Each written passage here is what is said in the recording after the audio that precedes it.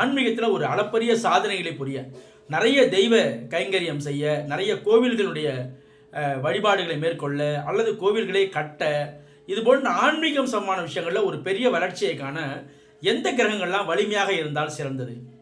என்னுடைய ஜாதத்தில் அது போன்ற அமைப்பு இருக்காங்க சார் அப்படிங்கிறத நீங்களே எப்படி பார்த்துக்கொள்வது அப்படிங்கிறதா இந்த பதிவினுடைய அமைப்புங்க. பொதுவாகவே ஆன்மீக கிரகம்னு சொன்னாலே அந்த இடத்துல சனி பகவான் வந்துடுவாங்க. சனி வலிமையாக இருக்கும்.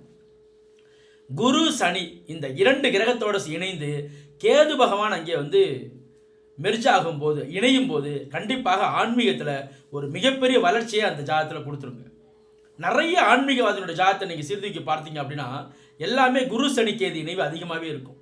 அதாவது ஸ்ரீ காஞ்சி தெய்வம் மகாபெரியவா ஜாதத்தை நீங்கள் பார்த்தீங்க அப்படின்னா சிம்ம லக்னம் 2ஆம் இடத்துல இவர் சனி பகவான் இருப்பார்.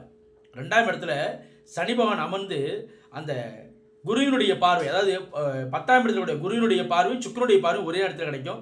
2ஆம் இடத்துல சனியோட கேது இணைஞ்சிருப்பார். அப்போ பாருங்க, சனி கேது இணைந்து குரு பார்வை. நிறைய ஜாதகத்தில் ஆன்மீகத்தில் பெரிய ஒரு வளர்ச்சியை காணணும் அப்படின்னா கண்டிப்பாக குரு சனி கேது இந்த 3 கிரகம் இணைவு அல்லது பார்வை இருந்தால் கண்டிப்பாக ஆன்மீகத்தில் ஒரு பெரிய வளர்ச்சியை நோக்கி அவங்களால பயணிக்க முடியும் என்று சொல்லலாங்க. நன்றி, வணக்கம், வாழ்க.